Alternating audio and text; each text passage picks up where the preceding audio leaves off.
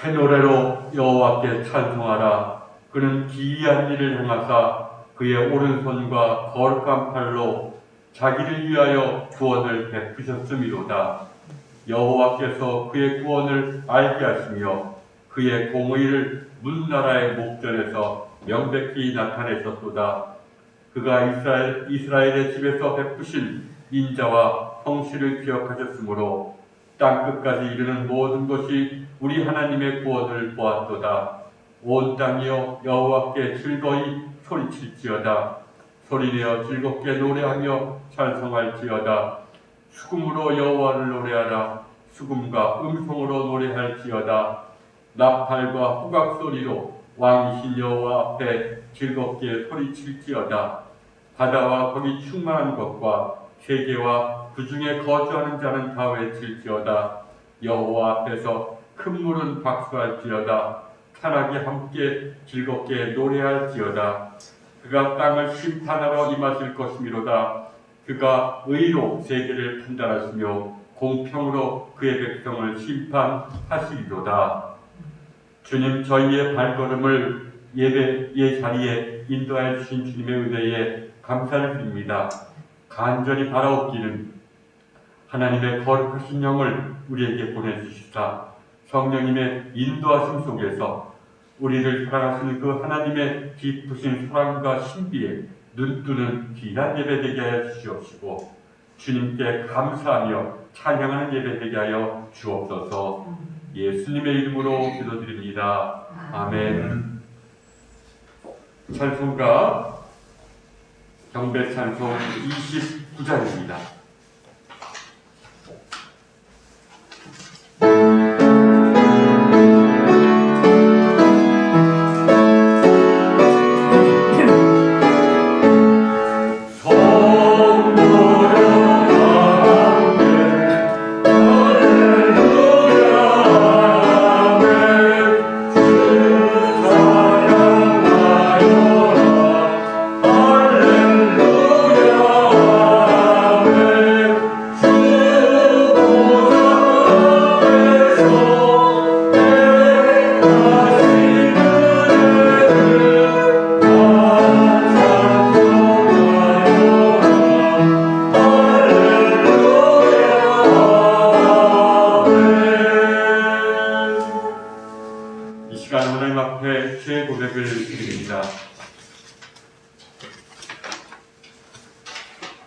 사랑의 하나님, 저희는 때때로 주님의 곁을 떠나 길 잃은 양처럼 방황하여 육신의 욕망에 집착하며 살아왔습니다.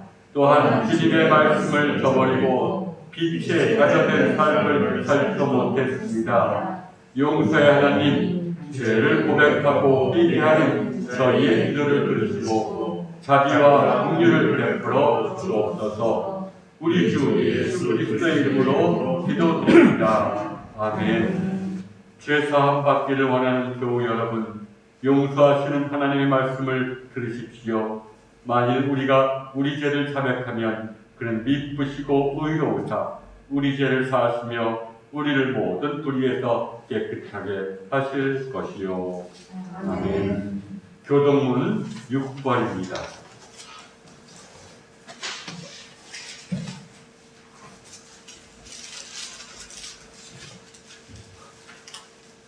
여호와여 일어나옵소서. 하나님이여 손을 드옵소서. 가난한 자들을 잊지 마옵소서. 어찌하여 하느니 하나님을 결시하여 그의 마음에 이르기를 주는 감찰하지 아니하리라 하나이까. 주께서는 보셨나이다. 주는 재앙과 원한을 감찰하시고 주의 손으로 갚으려 하시오니 외로운 자가 주를 의지하느니라. 주는 벌써부터 부활을 도우시는 이시니이다. 악인의 팔을 꺾으소서. 악한 자의 악을 더 이상 찾아낼 수 없을 때까지 쳐주소서. 여호와께서는 영원 그동안으로 왕이시니 이러한 나라들이 주의 땅에서 멸망하였나이다. 여호와여, 주는 겸손한 자의 소원을 들으셨사오니 그들의 마음을 준비하시며 귀를 기울여 들으시옵소서. 주시고 고아와 압제당하는 자를 위하여 심판하사 세상에 속한 자가 다시는 미혹하지 못하게 하시리이다. 아멘. 사장도 성부와 성자와 성령께 송영드립니다.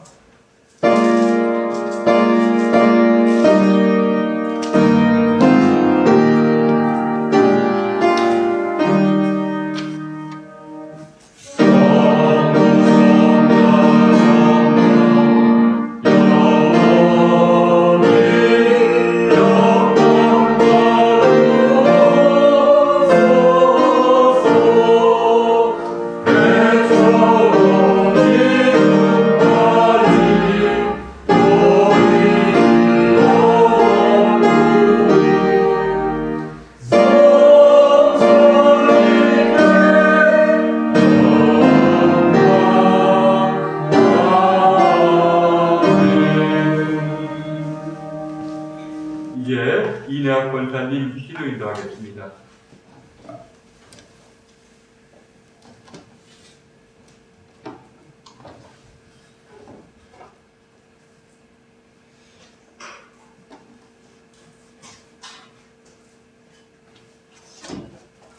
시름이 푸르르고 하늘이 아름다운 5월의 주일 아침, 사랑하는 교우 형제들과 함께 주님께 예배드릴 수 있도록 인도하여 주심에 감사드립니다.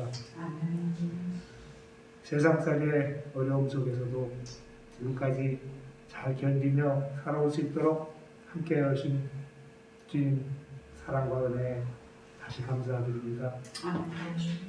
믿음이 부족한 저희들, 앞날의 걱정과 두려움으로 평안치 못한 삶을 살아왔습니다. 사랑이 부족하고 이기적인 저희들, 나 자신과 나의 가족만 생각하느라 더 어렵고 외로운 형제와 이웃들이 곁에 가까이 있는지 생각조차 하지 못하고 살아왔습니다. 참으로 교만한 저희들, 세상의 작은 성공에도 마치 온전히 내 능력만으로 살아왔고 내 힘만으로 무언가를 해낸 것처럼 착각과 교만 속에 살아왔습니다. 주님, 믿음이 부족하고 이기적이고 교만하고 완악한 죄를 용서하여 주시옵소서. 어려웠던 지난 일들도 세월이 흐르고 돌아보면 그때는 참으로 힘들고 참기 힘든 고난의 시절이었으나 그때가 오히려 하나님을 만나 하나님의 은혜를 체험하고 내 믿음이, 내 정신이 올바르게 성장할 수 있는 귀한 계기였습니다. 주님의 세심한 섭리와 사랑에 감사드립니다. 2000년 전 가난하고 불쌍한 이들을 너무나 사랑하셔서 저를 위하여 십자가 고난을 당하신 예수 그리스도께서 지금 이 시대, 지금 이 세상을 살아가는 저에게도 찾아와 함께 하심을 깨닫고 주님께 감사와 영광을 올립니다. 우리 모두 주님께서 나를 사랑하심을 확신하고 합력하여 선을 이루라는 그 사명으로 미래에 대한 불안감, 코로나로 인한 우울함으로 기쁨이 사라진 이 시대에 우리의 말과 우리의 행동과 인격으로 형제와 이웃들에게 선한 영향력을 끼쳐 저들도 예수님의 사랑을 체험하여 기쁨과 평강 속에 살도록 우리들이 안내하고 인도하는 주님의 충직한 제자가 되도록 주님 인도하여 주시옵소서. 형제와 이웃들이 세상 살아가다 지쳐 넘어질 때 우리 교우들이 이 세상의 작은 예수가 되어 서로 따뜻하게 사랑을 나누고 서로 보살펴주고 서로 손을 잡아 일으켜 세워주는 주님의 아름답고 귀한 제자들이 되도록 주님 인도하여 주시옵소서. 사랑하는 이현애 권사님의 몸과 마음이 강건하고 평안하도록 늘 함께하여 주시옵소서. 주님의 권능으로 치유하여 주셔서 다시 우리 두 형제들과 함께 예배드릴 수 있도록 주님 특별한 은혜 내려 주시옵소서. 수술 마친 박윤식 성도, 또 회복 중에 재활 중에 있는 김승민 성도, 그리고 모든 병 중에 있는 모든 교우들과 이런저런 세상살이의 어려움 속에 살아가는 교우들이 평안하게 살아가도록 주님 함께 하시고 인도하여 주시옵소서. 믿음이 약하고 부족한 저희들을 인도하시는 목사님께서 늘 강건하시도록 함께하여 주시옵소서. 이 모든 말씀 예수님 이름으로 간절히 기도드립니다.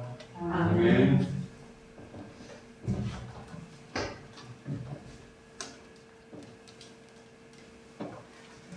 찬송가 579장입니다.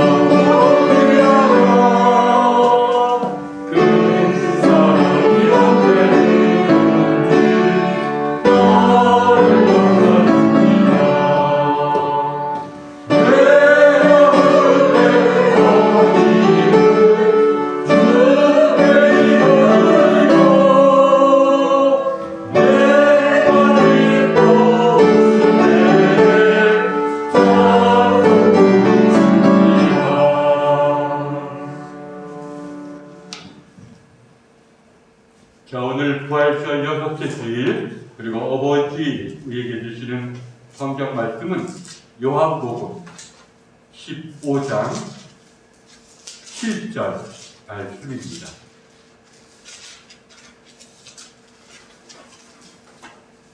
제가 봉독하겠습니다. 너희가 내 안에 거하고 내 말이 너희 안에 거하면 무엇이든지 원하는 대로 구하라. 그리하면 이루리라. 아멘.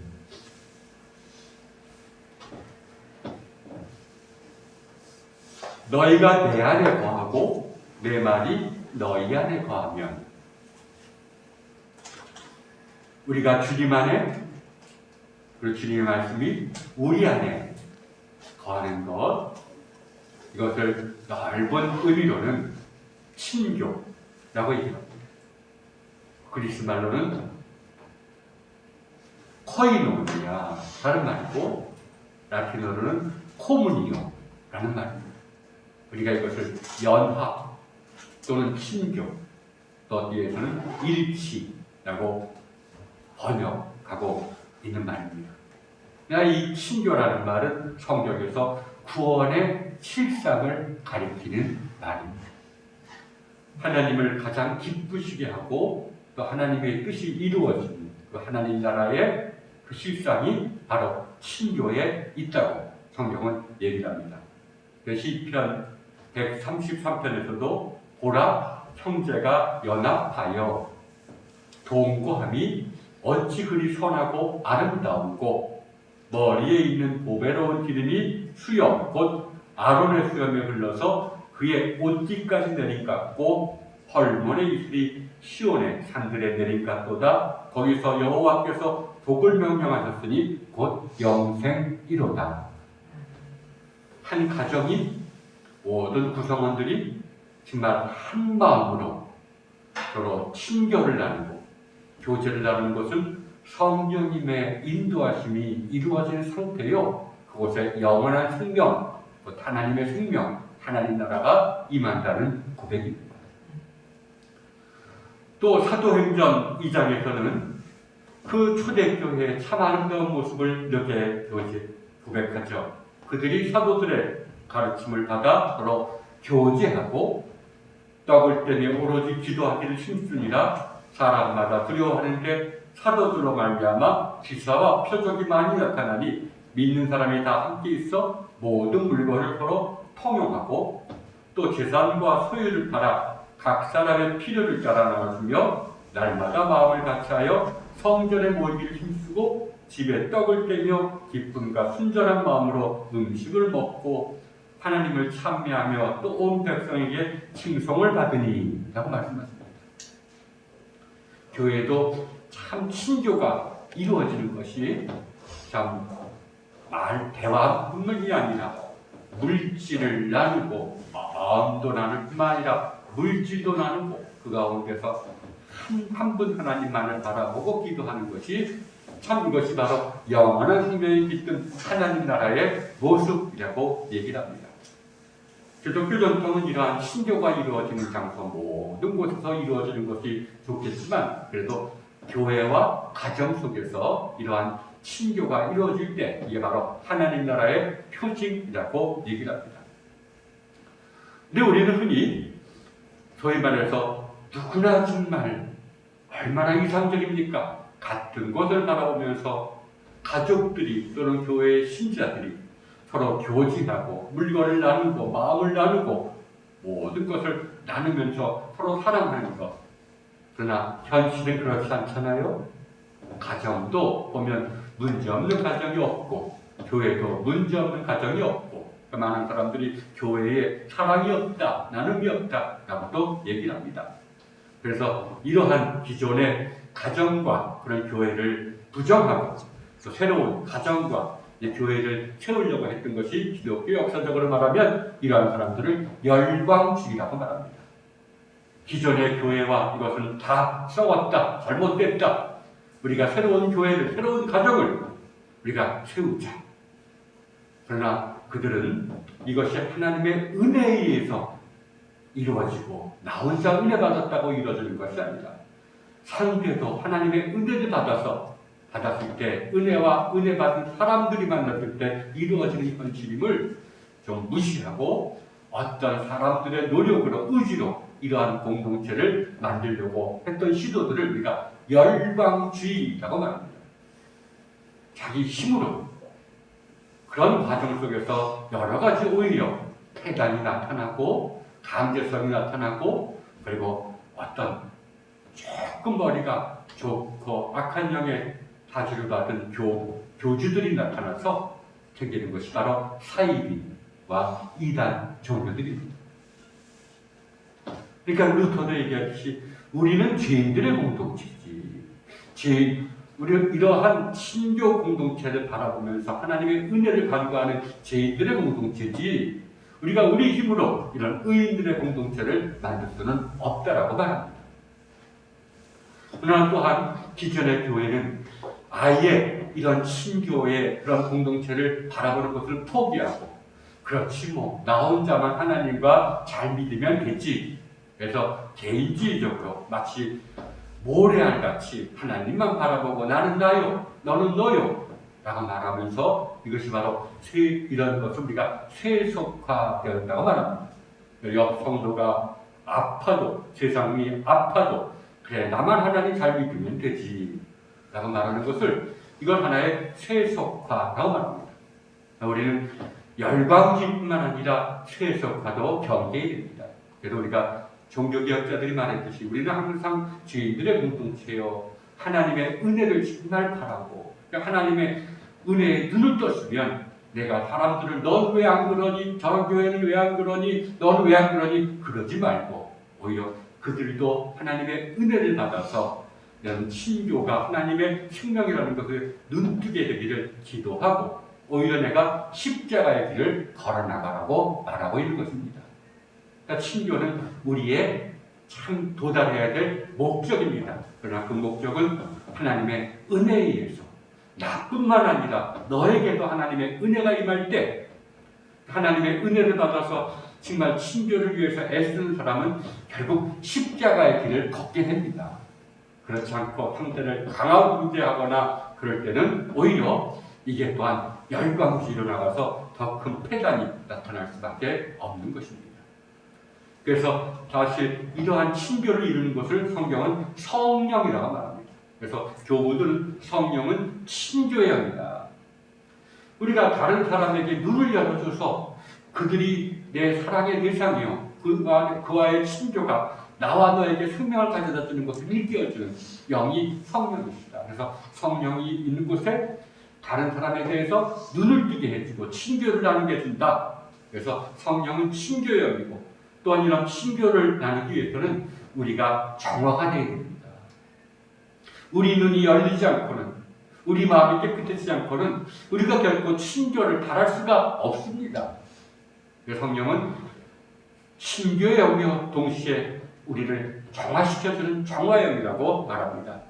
여기서 정화가 된다는 것은 우리의 지성과 분별할 수 있는 지성과 또 우리의 의지와 우리의 감각이 정화되는 것을 말합니다. 우리의 본성은 주님께서 또다시 받아주실 때만 비로소 본성이, 우리 안에 있는 이 본성은 소멸되고 우리가 주님의 마음, 우리의 새로운 본성으로 받아들일 때 우리가 온전히 성화되는 것이지, 그러나 일반적으로 말하는 정화는 우리의 본성의 정화가 아닙니다. 우리의 지성과 우리의 의지와 우리의 감성이 정화되어야 되는 겁니다. 정화되고 또 정화될 때 그때 비로소 이웃이 이웃으로서 형제, 자매와 부모와 자식이 그때 있는 그대로 보게 되는 겁니다. 그래서 친교가 나누어질 수가 있는 것이죠. 그리고 내가 정화되어서 그래 사랑에 눈을 떴다 할지라도 상대는 그렇지 않다는 것을 인정을 해야 됩니다. 그렇기 때문에 십자가의 길을 걸을 수밖에 없는 것이죠. 정말 자식을 사랑하는 부모를 한번 예를 들어 보십시오. 부모님이 마음이 정화돼서 자식을 있는 그대로 받아들이려고 해도 자식은 그것을 받아들이지 못할 때가 있습니다. 그럴 때 강제로 하면 역효과가 납니다. 오히려 자식을 위해서 기도하고 또 인내하고 주님처럼 십자가의 길을 가를 때 주님이 은혜를 주시면 어느 순간에 하나의 친교 공동체가 이루어지는 것입니다. 그러나 이러한 코이노니아, 친교라는 것은 이것이 결국 성경에서는 하나님이 친교의 본을 보여주셨다라고 말합니다. 우리는 흔히 하나님 한 분이 계시는데 이 한 분은 옛날에는 성부로, 어떤 때는 성자 예수 그리스도로, 어떤 때는 성령으로 우리에게 오신다라고 얘기하는데 이게 바로 고대 교회에서 말한 이단입니다. 오히려 성경에서 말하는 하나님은 성부, 성자, 성령 이 세 분을 고백합니다. 우리가 찬송가라든지 뭐 할 때 우리는 성부 하나님 아버지를 고백하고 하나님의 아들 우리 주 예수 그리스도를 고백하고 또한 하나님의 거룩하신 영을 하나님으로 고백합니다.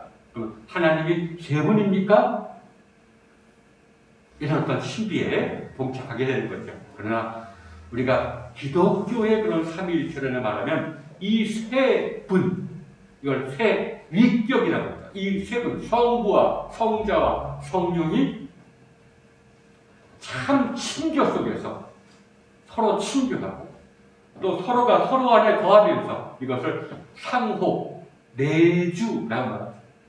성령 안에 성자가, 성자 안에 성부가 이렇게 내주하고 친교를 이루면서 참 하나됨을 이루는 신비를 사실은 삼위일체라고 얘기하고 있습니다. 그러나 이것이 우리 인간의 지성에게는 이해하기가 어렵기에 이것을 지적으로 자꾸만 한 분 하나님에 집착하면서 해명하려고 했던 여러 시도들을 교우들은 이단이라고, 그건 잘못된 교리일 뿐만 아니라 이것은 하나님의 은혜 속에서 밝혀지는 신비이지 우리가 지적으로 해명할 수 있는 신비가 아님을 거듭 얘기해주고 있습니다. 사실 이런 하나님과 하나님 사이의 교제는 성경에서도 많이 증언하고 있는 것입니다. 예수님도 요한복음 17장에서 이렇게 얘기합니다. 아버지요, 아버지께서 내 안에 또 내가 아버지 안에 있는 것 같이 그들도 다 하나가 되어 우리 안에 있게 하사. 뭐야?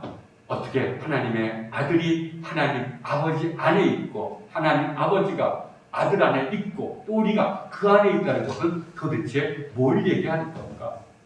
결국 우리는 나는 난데 내 안에 그 누구가 들어오면 어떡해? 또 내가 누구 안에 들어가면 어떡해? 우리는 이런 생각을 하기가 쉽습니다. 그러나 기독교 전통과 성경은 이런 성부와 성자와 성령이 서로 간의 사랑의 친교 속에서 그리고 서로가 서로 안에 내주함으로써 하나됨을 이루는 신비를 강조하고 있습니다. 바로 하나님이 친교의 그러한 삶을 살듯이 우리도 친교의 삶을 살아야 된다는 것입니다. 그러니까 우리가 이 땅에서 가정이나 교회에서 참 이렇게 서로 다른 사람들이 친교 속에서 하나됨을 이루는 것은 바로 누구를 본받는 겁니까? 하나님을 본받는 겁니다. 성부와 성자와 성령 하나님이 친교 속에서 하나됨을 이루는 하나님의 신비를 본받는 것입니다. 그러나 여러분, 이것은 삼위일체라는 것은 결코 어떤 상상력의 산물이 아닙니다. 또 철학적인 반성의 산물이 아닙니다. 오히려 깊은 체험 속에서 나온 것입니다. 그 교부들과 그리고 사도들의 깊은 체험 속에서 성령님의 임재를 체험한 그들이 성령님의 임재 속에서 성자를 보게 되고 또 성자를 보게 되면서 그 안에서 성부 하나님을 보게 되고 또 굳이 달리 말하면 그래 어느 순간 내게 주어지는 그 평강의 체험 속에서 참 평강의 체험 속에서 교우들로 말하면 고요함의 체험 속에서 성령의 위로와 권면을 느끼는 동시에 성자 예수 그리스도의 사랑을 느끼고 그리고 성부 하나님의 신비에 눌려서 겸손을 느끼고 이런 서로 다른 세 가지 체험이 하나의 순간 속에서 공존하게 되는 것. 성령의 위로하심을 느끼면서 사랑이 충만해지고 또 사랑이 충만해지는 가운데서 하나님의 신비 앞에서 나도 모르게 겸손하게 되는 것. 이런 체험에 이거에서 그래 성령 안에 성자가 있고 성자 안에 성부가 있고 여기서부터 삼위일체 교리가 나왔던 것입니다. 그냥 엉터리로 사색적으로 비유로 얘기한 것은 아닙니다. 이러한 친교 속에서 이러한 친교를 이어주는 것이 이제 사람 사이의 친교뿐만 아니라 또 하나님 사이의 친교에서 비롯됐지만 결국 중요한 것은 하나님과 우리 사이에서도 이러한 친교가 이루어진다는 것입니다. 그럴 때 비로소 우리의 모든 것이 온전하게 되는 것입니다. 그 예수님도 오늘 말씀에서 너희가 내 안에 거하고 내 말이 너희 안에 거하면 이걸 우리가 체험 없이 이해할 수 있는 말은 절대로 아닙니다. 교부들은 신앙의 깊은 차원 속에서 우리에게 주어지는 평강 혹은 고요함의 경지 속에서 이것이 고백되는 것이라고 말합니다. 그건 참으로 옳은 말씀입니다. 우리가 신앙생활하면서 평강이라는 것을 한 번쯤은 체험해야 합니다. 이걸 체험해보지 못하면 성경이 이해가 되지 않습니다. 사실 구약 성경에서도 많은 신자들이 원하는 것이 무엇입니까? 샬롬, 평강입니다. 또 부활하신 주님께서 우리들에게 만나면서 말씀하실 때 주신 말씀이 뭡니까? 평강할지어다, 평안이 있을지어다, 평강입니다. 이러한 평강을 우리가 2세기, 3세기, 4세기 교부들은 이걸 헤스키야, 고요함이라고 말합니다. 우리가 왜 고요하지 못하고 평강이 없습니까? 숱하게 우리 안팎에서 다가오는 생각들에 휘둘리다 보면 거기엔 평강이 없습니다. 늘 근심과 염려와 분노밖에 없습니다. 그러나 모든 생각들이 사라진 상태요. 그럴 때 우리가 고요함 또는 이걸 평강이라고 얘기를 하죠. 이러한 평강 속에 있다 보면 눈이 열립니다. 머리로서는 아니래도 마음으로 내가 사랑받고 있구나. 주님이 나를 사랑하시는구나. 그것을 마음으로 느끼고 그럴 때 우리에게 하나님을 신뢰하는 엄밀한 의미의 믿음이 선사됩니다. 마음이 하나님을 신뢰합니다. 하나님의 사랑을 느끼기 전에는 믿음이 주어지지 않습니다. 또 이러한 믿음이 주어질 때 주님의 마음인 사랑이 내 안에 부어지기 시작합니다. 그럴 때 우리가 깨닫는 것이 뭡니까? 아, 이 고요함이, 이 평강이 주님의 말씀이었구나. 주님의 현존이었구나. 내가 주님의 말씀을 들었구나. 내가 주님을 만나 뵈었구나. 라고 고백하게 되는 것입니다.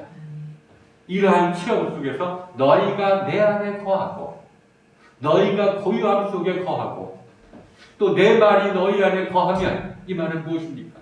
너희가 너희에게 주어졌던 고요함을 나의 말씀으로 나의 현존으로 받아들이게 되면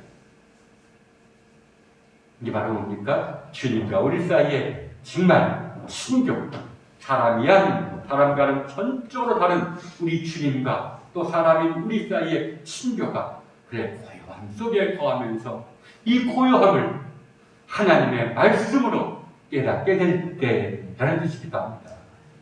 신앙의 실험입니다. 그래서 평강을 체험해 봐야 됩니다. 평강을 줘야 하는 것들을 내려놓을 줄 알아야 됩니다. 물론 하나님의 은혜에 의해서 주어지는 것이죠. 그래서 이런 고요함의 순간 속에 우리가 머물다 보면 조금씩 눈이 열립니다. 아, 내가 사랑받는 존재요. 그러니 믿음이 주어지고 믿음 속에서 사랑이 주어지고 여러분 평강 속에서 무엇이 충만합니까? 사랑이 충만합니다. 생각에 휘둘리면 사랑이 깨어져 나가기 시작합니다. 평강도 깨어져 나가기 시작합니다.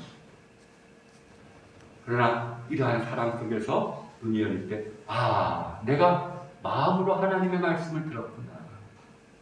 거듭 얘기하지만 우리 주변에 하나님의 말씀을 들었다는 사람이 많고 또 저도 그렇고 여러분도 그렇고 이게 하나님의 말씀을 들었다는 체험도 있을 수가 있습니다. 그러나 그것은 성령께서 성경에 의하면 성령께서 일깨워지 하나님의 말씀을 일깨워 주시는 것입니다. 성령께서 우리에게 우리가 나아가야 될 따라야 될 선한 생각을 불러일으켜 주시는 것입니다. 주님의 말씀은 소리가 아닙니다. 언어가 아닙니다. 고요함입니다. 평강입니다. 그래서 그것을 내가 정말 깨달을 때 그래서 아, 너희가 내 안에 거하고 내 말이 너희 안에 거합니다. 고요함 속에서 눈이 열려서 아, 내가 주님의 음성을 들었구나. 이걸 깨닫게 될 때 우리가 비로소 겸손해질 수가 있는 거예요. 하나님 없는 나는 아무것도 아니구나. 하나님께 순종하고 사람들을 존중하게 되고 그래서 참 겸손에 이르게 되는 것입니다. 이러한 것이 이러한 오늘 말씀의 자입니다. 그럴 때 너희가 내 안에 거하고 내 말이 너희 안에 거하면 무엇이든지 원하는 대로 구하라. 그리하면 이루리라. 이것도 우리가 그래 내 목적을 이루기 위해서는 내 소원을 성취하기 위해서는 이것이 먼저 있어야 되겠구나. 고요함 속에 오는 것이 있어야 되겠구나. 평강을 먼저 체험해야 되겠구나 라고 생각할 수도 있고 나쁜 것은 아니지만 그러나 평강 속에 있고 고요함 속에서 이 고요함을 하나님의 음성으로 느끼는 순간 우리가 구하고자 하는 것이 이전과는 달라집니다. 하나님과의 친교 속에서 우리가 구하는 것이 이제는 전과는 달라집니다. 그럴 때 우리가 무엇을 구합니까? 하나님의 뜻이 이루어지기를 구합니다. 그래서 이러한 고요함 속에서는 성자들은 나갑니다. 우리가 우리 안에서 우리를 위해서 오늘도 기도하시는 우리 주 예수 그리스도의 기도에 동참하게 된다고 말합니다. 이제 주님의 기도와 나의 기도가 다를 바가 없게 됩니다. 내가 주님의 기도를 하게 됩니다. 그래서 참 주기도문이 소중한 것입니다. 그래서 주님처럼 아버지여 이름이 거룩히 여김을 받으시오며 이것이 나의 소원입니다. 또는 아버지의 뜻이 이루어지옵소서 이것이 나의 소원입니다. 라고 구하게 됩니다. 그럴 때 주님께서는 우리의 모든 공분과 고난을 돌아보사 우리의 삶을 형통케 하시는 것입니다. 그래서 우리는 주님의 일을, 주님은 우리의 일을 돌봐주시고 애써주시는 정말 온전체의 친교가 주님과 우리 사이에서 이루어지는 것입니다. 이보다 더한 친교가 어디 있습니까? 그러니까 사실 우리가 평강 속에서 우리가 하나님의 뜻을 구하면 나도 모르게 내게 있었던 고민이나 고뇌가 나도 모르게 하나 둘씩 해결되고 형통하게 되는 것을 바라볼 수가 있게 되는 것입니다. 이것이 바로 오늘 말씀이 우리에게 말하고자 하는 겁니다. 너희가 내 안에 거하고 내 말이 너희 안에 거하면 무엇이든지 원하는 대로 구하라. 그리하면 이루리라. 우리가 이럴 때에는 주님의 기도를 따라 한다 할지라도 우리가 우리의 아픔과 문제를 구하지 않는다 할지라도 주님께서 그것을 대신 읽어내 주시고 그 문제에서 우리에게 형통함을 주신다는 겁니다. 이게 바로 주님과 우리 사이에 진정한 친교가 이루어지는 것이죠. 이럴 때 우리에게는 또 하나, 그래, 내가 주님의 뜻을 깨달아서 주님의 뜻이 사람과 사람 사이에, 사람과 또 다른 피조물 사이에 친교가, 모든 피조물들이 친교 속에서 하나 되는 것이 주님의 뜻인 것을 깨닫고 이런 친교가 이루어지기 위해서 십자가의 길을 나가지 않습니다. 이를 결단하게 되는 것이죠. 이것이 바로 주님이 이 땅에서 우리에게 보여주셨던 하나의 본이요, 모범이 아니고 무엇이겠습니까? 그러나 여러분, 이것은 하나님의 은혜에 의해서 이루어지는 겁니다. 내게 평강이 주어지는 것, 참 아주 소중한 시험이요, 고요함이 주어지는 것, 소중한 시험입니다. 하나님의 은혜에 의해서 우리에게 주어진 자요, 우리가 은혜 입은 자요. 그래서 하나님과 내가 이제 둘이 아니요, 하나의 운명 공동체요. 그리고 하나의 정말 서로가 서로를 사랑하고 서로가 서로를 위해주는 이런 친교를 이루었다면 이거보다 더 바랄 것이 우리에게 무엇이 있겠습니까? 이것은 은혜에 의해서 이루어진 겁니다. 성령의 임재 속에서 성자와 사랑에 눈을 뜨게 되고 그 성자의 사랑 속에서 하나님의 참신비를 바라보게 될 때 이루어지는 것이 바로 고요함 속에서 이 고요함을 하나님의 말씀으로 깨닫게 되는 것입니다. 그러나 은혜라고 해서 우리가 아무것도 하지 말라는 것은 성경은 말합니다. 오직 우리가 걸어야 할 것은 이것을 바라보고 회개의 길을 걷는 것. 회개, 돌아서는 길, 죄의 건설로부터 벗어나서 해방되어서 하나님께서 원하시는 그 길을 따라 나가는 것. 우리에게 주어진 것은 겁니다. 회개하면서 주님이 우리에게 이런 은총을 베풀어 주시기를 우리는 기다려야 되는 겁니다. 이런 회개를 간략하게는 기도와 자비, 혹은 구약성경은 기도와 공의라고 얘기합니다. 그러나 기도하다 보면 자비롭게 되고, 기도하다 보면 정의를 행하게 되고, 정의를 하다 보면 자연히 또한 기도하게 된다는 것이 영성가들의 주장입니다. 우리는 기도와 간구, 모든 기도는 기도와 간구, 이 두 가지에 있다는 것을 알아야 됩니다. 그래서 우리가 기도하라라는 말은 기독교는 그냥 성경을 들어서 읽으라는 말과 똑같은 말입니다. 성경 묵상을 통해서 나오는 기도가 기도입니다. 이런 기도의 길을 걸어갈 때 우리의 지성과 의지와 감각이 조금씩 정화되는 것을 느끼게 됩니다. 그것이 정화되면 정화될수록 우리가 선한 일을 행하게 됩니다. 내 지성과 의지가 정화되면 보이고 느끼고 또 바라는 것이 달라지기 때문에 이 삶 속에서 열매를 맺습니다. 선행의 열매를 맺습니다. 그래서 성경 묵상이 그토록 중요한 겁니다. 그러나 간구의 기도도 중요한 것입니다. 그래서 기도에는 두 날개가 있습니다. 하나는 성경입니다. 또 하나는 뭡니까? 고난입니다. 그래서 어느 성자들은 이렇게 우스갯소리 얘기합니다. 성경을 들어읽지 않으려거든 하나님이 주시는 고난을 기쁘게 받아들여라 라고도 말합니다. 그러나 고난이 참 어찌 보면 우리의 현실로 보면 고난은 우리가 피하고 싶은 것이지만 하나님의 입장에서 보면 은혜입니다. 왜? 고난 속에서 비로소 기도하게 되기 때문에 간구라는 것은 간절한 구함이죠. 간절히 구하는 것이 언제 간절히 구하게 됩니까? 배부를 때 간절히 구하게 되지 않습니까? 배고플 때, 눈앞이 캄캄할 때, 고난 속에서 어찌할까 모를 때 간절한 마음이 나옵니다. 그 간절한 마음으로 구하는 것이 바로 간구입니다. 그래서 어느 영성가들은 이런 간구를 좀 경시하는 것 같지만 그렇지 않습니다. 성경 묵상과 더불어 간구가 있어야 됩니다.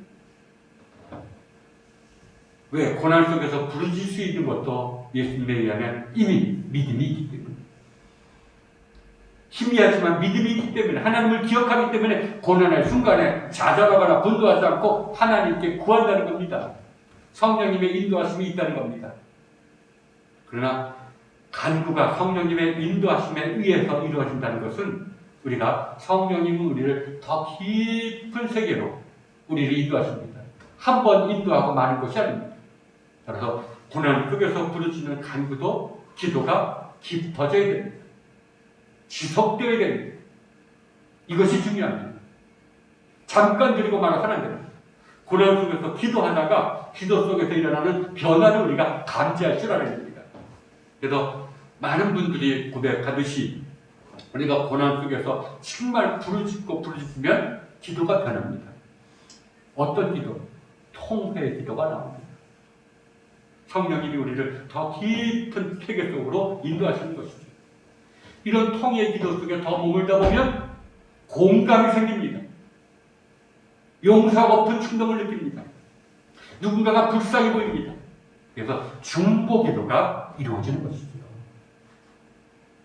그래서 기도 속에서 조금만 더 머물다 보면 성령님이 우리를 어떻게 인도하시는지를 알게 되는 것입니다. 또 이런 중보 기도가 깊어지면 그때는 감사 기도가 나옵니다. 그러니까 우리가 성경 묵상뿐만 아니라 간구하는 것도 참으로 그 기도 속에 조금만 더 머물고자 한다면 성령님의 인도하시는 바가 결국은 우리를 평강과 고요함의 문턱에 이르게 하는 것입니다. 고요함과 평강은 우리가 온전히 깨끗해질 때 보여줄 수가 있는 것이지만 주님께서는 때로는 미리 우리에게 이것을 주실 수도 있습니다.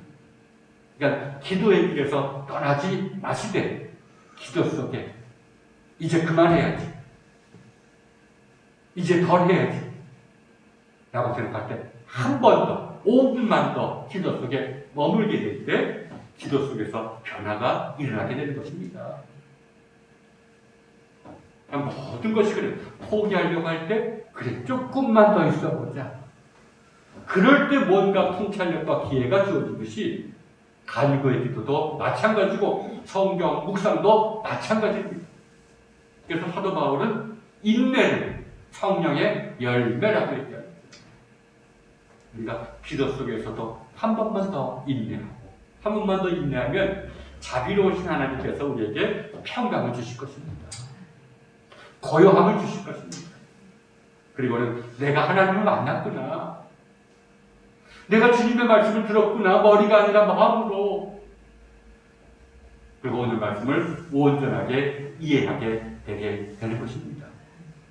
그럴 때 우리에게는 참 더 깊어지면 늘 우리를 위로하시고 권면하시는 성령님을 느끼면서 또한 늘 우리를 사랑하시는 주님의 그 마음이 우리 속에 주어지고 또 우리를 자녀같이 돌보시고 또 우리에게 참 때로는 헤아릴 수 없는 신비를 보이셔서 우리를 겸손케 하시는 분, 또 우리가 함께 이라는 것을 느끼게 되는 것입니다. 우리가 이러한 목적을 분명히 바라보면서 오늘도 내일도 우리가 기도의 길을 걸어가는 사람이 되어야 됩니다. 그래, 세상이 뭐하고 또 세상적인 체험이나 나의 체험이 나를 기만하거나 나를 속이거나 나로 하여금 신앙생활을 중단하게 한다 할지라도 묵묵히 걸어가는 것, 이 길밖에 없습니다. 이 길이 곧 하나의 십자가의 길이라고 얘기할 수가 있죠. 그럴 때 우리 마음속에서 그래, 난 하나님의 뜻이 이루어지기를 원해. 내 뜻이 아니라 하나님의 뜻이 내 크고 작은 일들 속에서 하나님의 뜻이 이루어지기를 원해 라고 할 때 주님께서는 우리의 복음과 품을 헤아려 주셔서 그것을 더 깊은 섭리 속에서 온전케 하실 것입니다.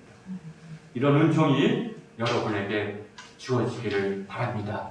성경과 고난은 하나님께서 우리에게 주신 귀한 선물임을 우리가 자각하면서 이러한 선물을 헛되지 않게 우리가 흘려보내지 않는 지혜로운 여러분 되기를 주님의 이름으로 권면드립니다.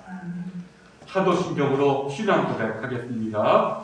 전능하사 천지를 만드신 하나님 아버지를 내가 믿사오며 그 외아들 우리 주 예수 그리스도를 믿사오니 이는 성령으로 잉태하사 동정녀 마리아에게 나시고 본디오 빌라도에게 고난을 받으사 십자가에 못 박혀 죽으시고 장사한 지 사흘 만에 죽은 자 가운데서 다시 살아나시며 하늘에 오르사 전능하신 하나님의 우편한 자에 계시다가 저리로서 사한 자와 죽은 자를 심판으로 오시리라. 성경을 믿사오며 거룩한 공예와 성도가 서로 역동하는 것과 죄를 사해주시는 것과 영이 사는 것과 영원히 사는 것을 믿사옵나이다. 아멘. 419장 찬송하면서 응원하겠습니다.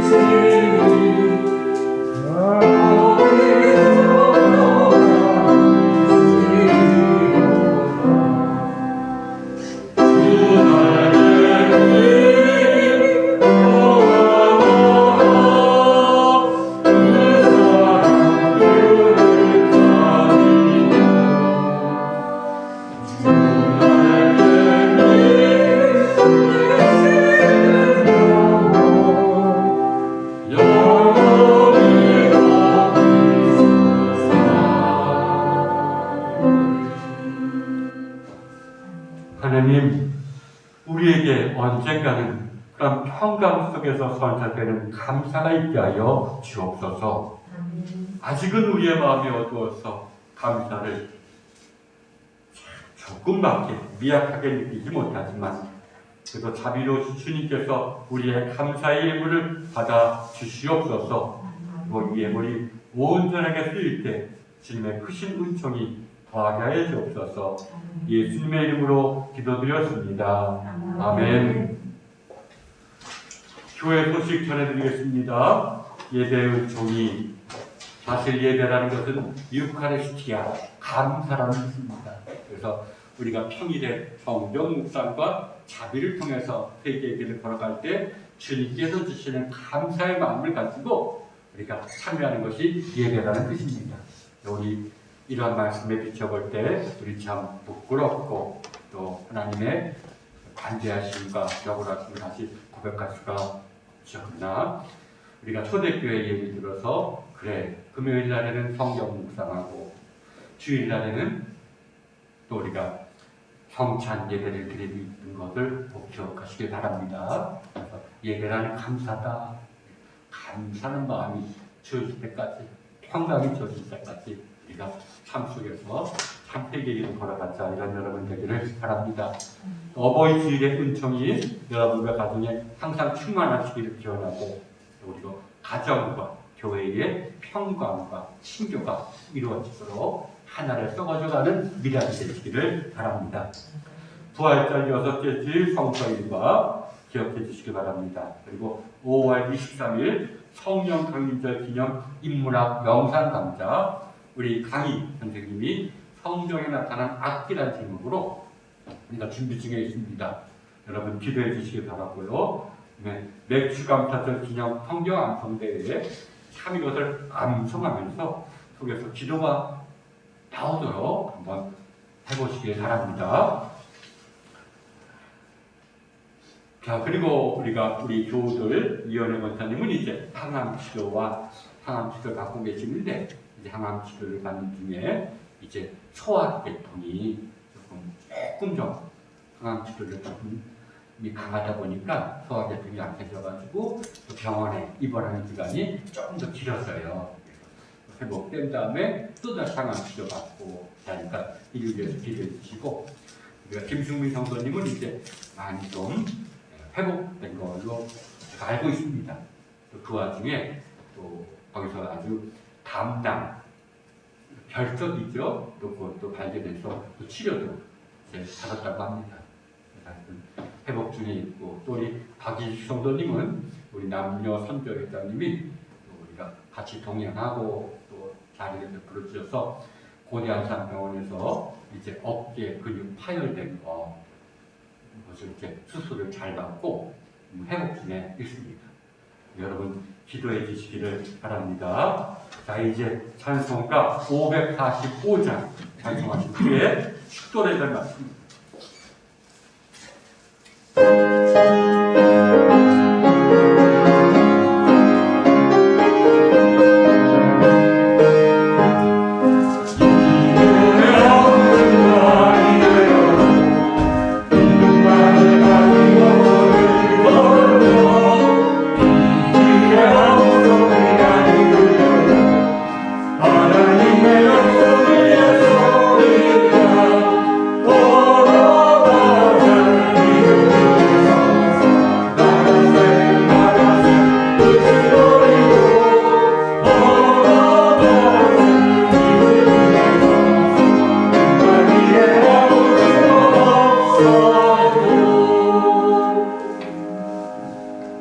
주님, 어버이를 공경하라 하셨사옵니다. 주님, 우리로 하여금 늘 우리를 낳아주신 부모님을 묵상하고 공경케 하여 주옵소서. 그리고 자녀들을 이해하며 그들에게 너그러운 마음으로 그들을 대하게 하여 주옵소서. 하나님, 저희들을 주님 불러주셨사오니 주님 친교의 도구로 세워 주시옵소서. 이제는 성부와 성자와 성령 삼위 하나님의 은총이 여기 기도드리는 우리들과 이 교회에게 영원토록 함께하옵시기를 간절히 축원하옵나이다. 아멘.